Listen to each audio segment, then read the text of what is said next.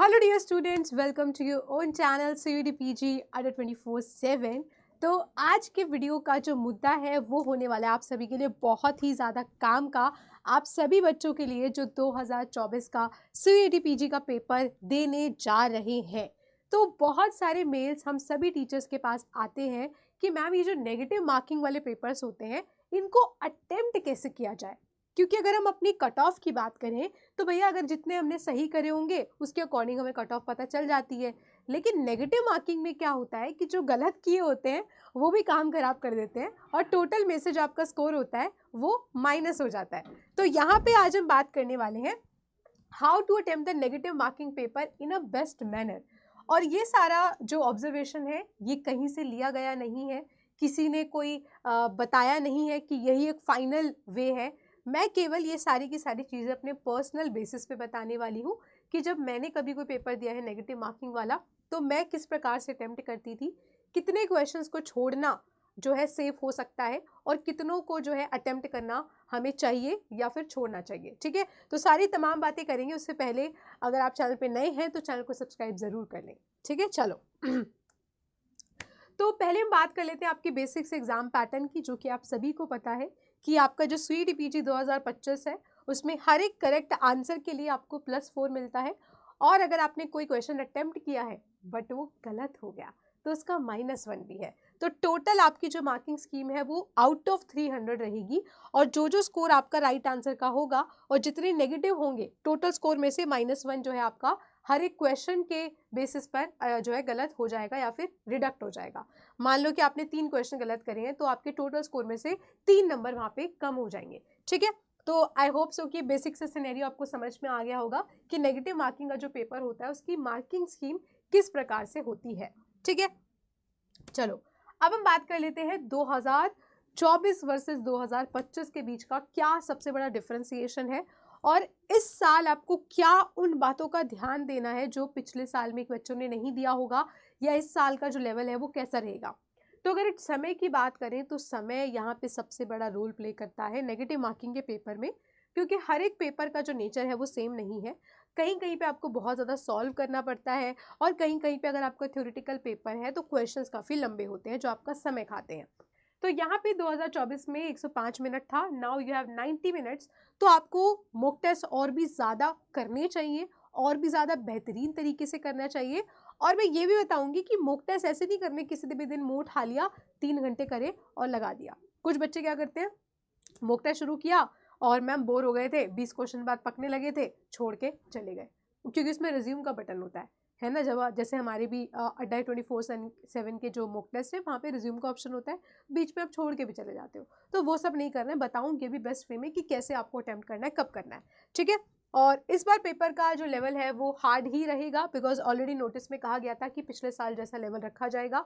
लेकिन वहीं पे बोलते हैं ना, खेला जहाँ ये खेल जाएंगे वो आपका समय है। उसके बाद जो कंपटीशन है वो इस बार आपका ज़्यादा हाई रहेगा। ज़्यादा हाई क्यों रहेगा, क्योंकि समय बहुत ज़्यादा कम है। पहले बच्चा जो है सोच करके, जिसको जो क्वेश्चन नहीं आते थे वो लास्ट के समय में बैठ करके उन क्वेश्चंस को भी अटेम्प्ट करके जा रहा था जो कि इसको नहीं आते थे, जिसमें से कुछ उसके सही भी हुए होंगे। तो अब समय बहुत कम है तो कंपटीशन यहाँ पे और ज़्यादा आपका हाई हो सकता है। ठीक है, चलो अब आते हैं अपनी मेन मुद्दे पे कि मैम ये नेगेटिव मार्किंग का पेपर अटेम्प्ट कैसे करना चाहिए और कितना एक सेफ स्कोर हो सकता है। पहले हम सबसे पहले बात कर लेते हैं एक सेफ स्कोर की, एक सेफ स्कोर की कि सेफ स्कोर क्या हो सकता है। अब जैसे कि आपको पता है कि आपको 300 नंबर का पेपर है तो 300 में से कम आपको कोशिश करना है 250 प्लस लाने का। और ये कोई हवाई नंबर नहीं है, ये आपके जो पिछले साल के सिलेक्शंस है ये उन्हीं में से है। जैसे कि मेरा पॉलिटिकल साइंस का जो टॉपर के मार्क्स थे वो 270 थे। ठीक है, तो यहाँ पे आपको जो है 250 प्लस का स्कोर लेके चलना है। अब आपको क्या करना है कि जब जब आप मॉक टेस्ट को अटेम्प्ट करोगे तो आपको ना अपनी एक लिस्ट प्रिपेयर करनी है, वहां पे लिखना है मोक्स। मोक्स लिख सकते हो या फिर स्कोर लिख सकते हो, मॉक टेस्ट का स्कोर लिख सकते हो। यहाँ पे 1 2 3 4 नहीं, इधर नहीं, 1 2 3 4 5 इस तरीके से मेरे पहले मॉक टेस्ट में नंबर कितने आए थे। ठीक है, वीकनेस क्या है, वीकनेस क्या है और उसमें कौन कौन से फैक्चुअल थिंग्स आपको याद नहीं हुई थी। इस प्रकार से आपको मॉक अटेम्प्ट करने होते हैं। टोटल स्कोर लिखोगे, यहाँ पे इसको स्कोर की नंबर की जगह हम इसको स्कोर कर देते हैं, ठीक है।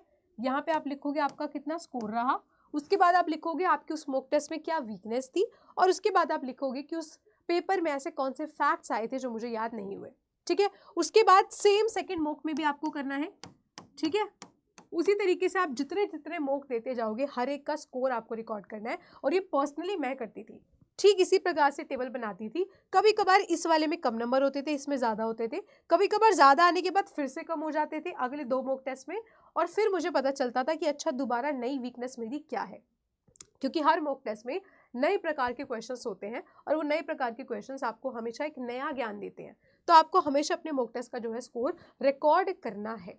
अब बात करते हैं कि जब आप मॉक्स अटेम्प्ट कर रहे हो तो अटेम्प्ट करते समय क्या क्या आपको करना है और कितने क्वेश्चन आपको करने एक सेफ स्कोर हो सकता है। तो सेफ स्कोर मैंने आपको ऑलरेडी बता दिया 250 प्लस। और अगर हम क्वेश्चंस की बात करें, जैसे कि मान लो आपका यहाँ पे जो टोटल नंबर ऑफ क्वेश्चंस आपके आ रहे हैं वो आपके 75 आ रहे हैं, है ना। ये आपके टोटल 75 क्वेश्चंस आ रहे हैं।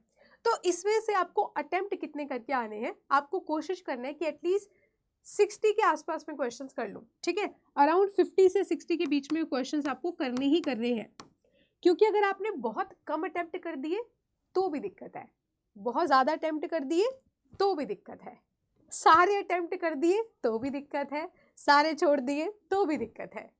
इसीलिए, और ये एक स्टैंडर्ड नंबर नहीं है। ये एक स्टैंडर्ड नंबर क्यों नहीं है, बिकॉज ये डिपेंड करेगा कि जितने आपने अटेम्प्ट करे उसमें से आप कितने कॉन्फिडेंट हो कि सारे सही थे, है ना।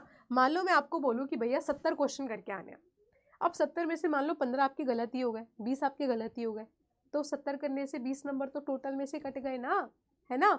तो यहाँ पे आप कितने अटेम्प्ट कर रहे हो ये पर्सन टू पर्सन डिपेंड करता है। और ये चीज़ आपको कैसे पता चलेगी, जब आपने ये वाले बॉक्स को अटेम्प्ट किया होगा, जब आपने इस प्रकार से टेबल को बनाया होगा, ठीक है। आप 50 से 60 के 50-60 के आसपास आप तब क्वेश्चंस करिएगा जब आप पूरे कंफर्म है कि जितने क्वेश्चंस आपने करे थे वो सही हैं, उसमें से कोई एक आधा ही गलत होगा, मैम गलत होगा तो। अदरवाइज आप बाकी के बिल्कुल वो वाले छोड़ें, कतई हाथ ना लगाएं जो आपको नहीं आते। अगर आप बिल्कुल श्योर हो कि 65 प्लस क्वेश्चंस 60 प्लस क्वेश्चंस मेरे बिल्कुल सही मैंने ऑलमोस्ट करे हैं, तो आप जो है बाकी क्वेश्चंस को हाथ मत लगाइएगा, ठीक है बेटा। अब ऐसा भी नहीं है कि बिल्कुल ही 50 कराओ और बाकी के क्वेश्चन छोड़ दो, ये मैंने एक एवरेज टाइप ऑफ बताया है। अगर हम इसको देखें तो कम से कम आप 60 प्लस लेकर के चलिए, ठीक है।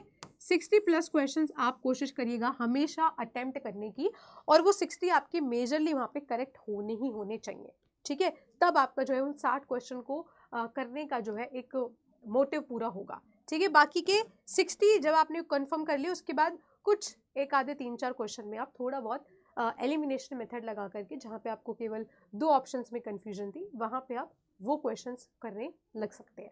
लेकिन सारे अटेम्प्ट नहीं करने, अगर आप सारे भी अटेम्प्ट कर दोगे और उसमें से काफ़ी गलत हो गए, आपका पूरा ओवरऑल स्कोर जो है वो पूरा का पूरा खत्म हो जाएगा, ठीक है। तो कोशिश करनी है 60 प्लस क्वेश्चन में आप 65 तक कर सकते हो, 66 67 भी कर सकते हो, बट ऑब्वियसली मैं कह रही हूँ कि ये एक एब्सोल्यूट नंबर नहीं है, दैट एब्सोल्युटली डिपेंड कि आपने जितने अटेम्प्ट करे उसमें से करेक्ट कितने थे, ठीक है। अब आपके पास जो सबसे बड़ा क्वेश्चन होगा कि मैम आपने बता तो दिया कि मॉक टेस्ट कैसे अटेम्प्ट करना होता है, लेकिन कुछ बच्चे बोलते हैं कि मैम मॉक्स मिलेंगे कहाँ से, मॉक्स हैं कहाँ, कहाँ अटेम्प्ट करें, कहाँ स्कोर करें। क्योंकि मॉक्स आपको कैसे देने हैं, प्रॉपर 3 घंटा बैठना है, मतलब 3 घंटा नहीं, प्रॉपर आपको जो समय है आपका पेपर का 90 मिनट, वो आपको लेकर बैठना ही बैठना है। और प्रॉपर आपको बीच में उठना नहीं है, कोई डिस्टर्बेंस नहीं, कोई फ़ोन नहीं चलाना, किसी से बात नहीं करनी, बिल्कुल एग्जामिनेशन की आपको जो है फील लेनी है। और ऐसा नहीं करना कि एक दिन में लगातार 3-4 मॉक टेस्ट दे दिए, पागल हो गए कर करके। एक मॉक टेस्ट दो, उसकी वीकनेस पहचानो, पहले उसको ओवरकम करो, फिर नेक्स्ट मॉक टेस्ट पे जाओ, ठीक है। तो आप एक 2 दिन के गैप से दे सकते हो जब पेपर पास में आए, और अगर पेपर अभी थोड़ा दूर है तो आप 2-2 3-3 दिन के गैप से भी थोड़ा सा दे सकते हो, ठीक है। अब आपके पास जो सबसे बड़ा सवाल आता है कि मैम ये मॉक टेस्ट कहाँ मिलेंगे, तो आप जाओगे अड्डा 24/7 की वेबसाइट पे, यहाँ पे अंडर ऑल कोर्सेज में go to UG and PG entrance exam, under CUET PG में आपको ऑलमोस्ट बहुत सारे सब्जेक्ट्स यहाँ मिलेंगे, और बहुत सारे सब्जेक्ट्स के यहाँ पे मॉक टेस्ट अवेलेबल है।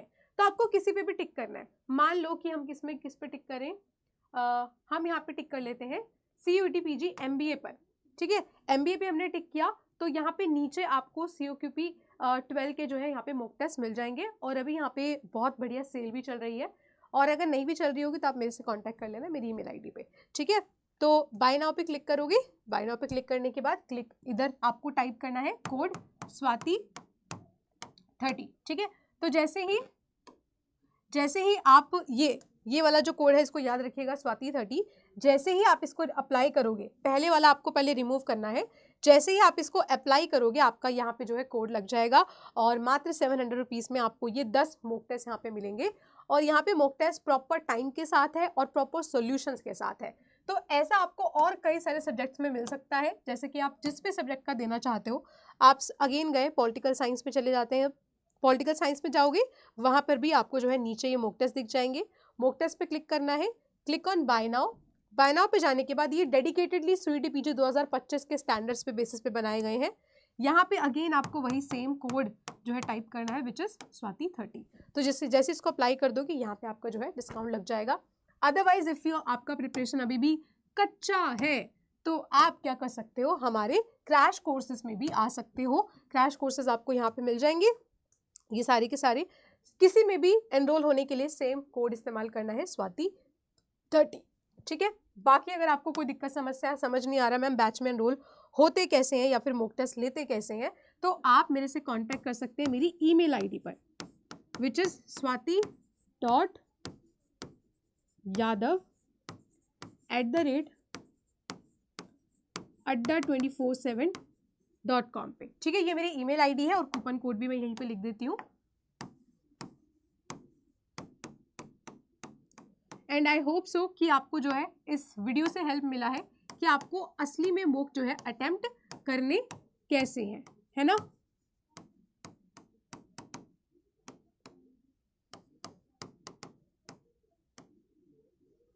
ठीक है, तो आप जो है मेरे से डायरेक्टली मेरी ईमेल आईडी पे कांटेक्ट कर सकते हो फिर any course any mock test. तो I hope so you enjoyed this video. और अगर आप इस वीडियो पे इस चैनल पे नए हैं तो चैनल को सब्सक्राइब कर लें और वीडियो को लाइक ज़रूर करें, अपने फ्रेंड्स के साथ शेयर करें बिकॉज ये सबके लिए बहुत ज़्यादा हेल्पफुल है। So all the very best, bye bye.